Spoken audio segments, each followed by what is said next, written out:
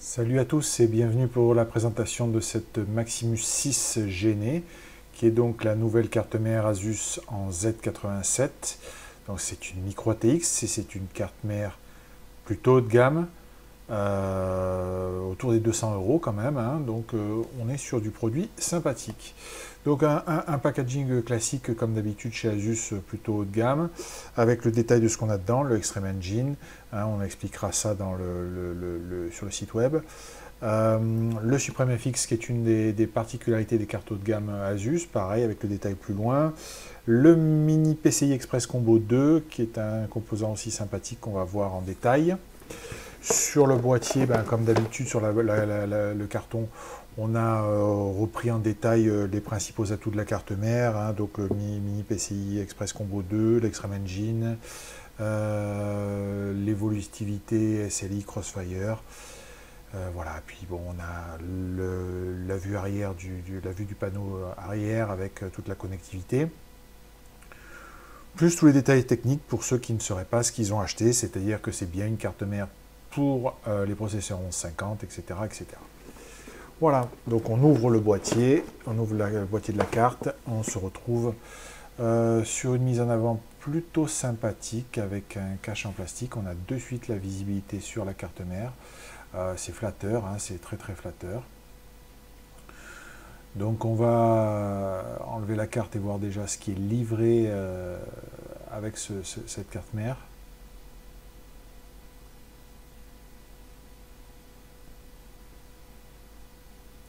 Donc on a le shield évidemment, qu'on met là. On a l'équivalent, on a 6 câbles SATA 3.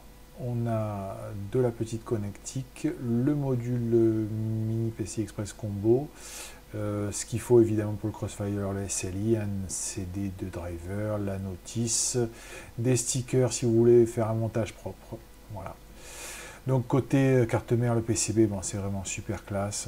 On voit les condensateurs haut de gamme. On voit vraiment une qualité de finition qui est quand même plus que sympathique.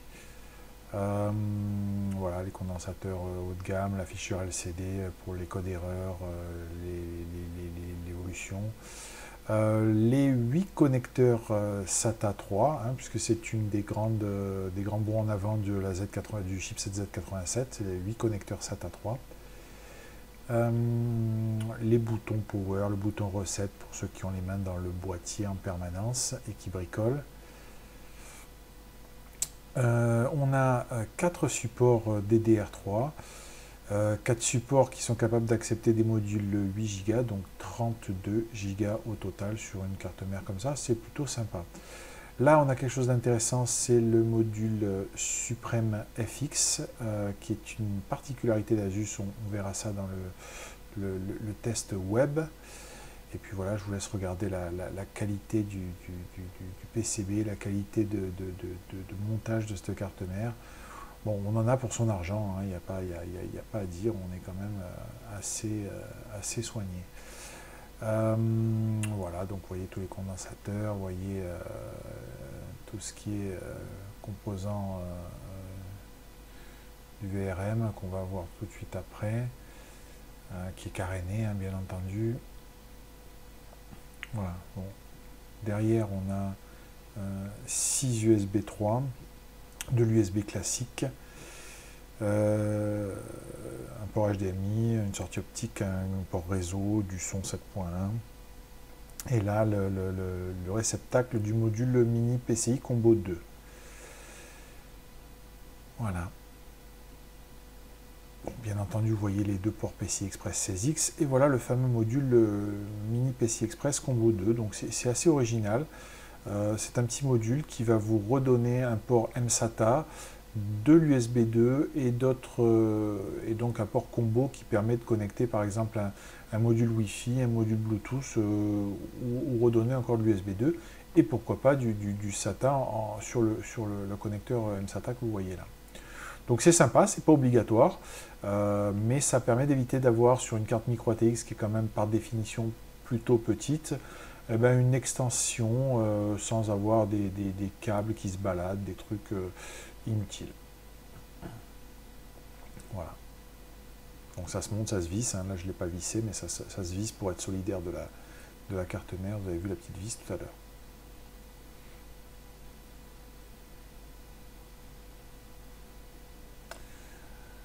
Donc on va regarder le socket, hein, qui ressemble étrangement au socket 1155. Donc on a exactement le même système de fixation, le même système d'ouverture. Donc on est censé avoir 5 pinoches de moins, on n'ira pas vérifier, hein. C'est très très proche, c'est très similaire.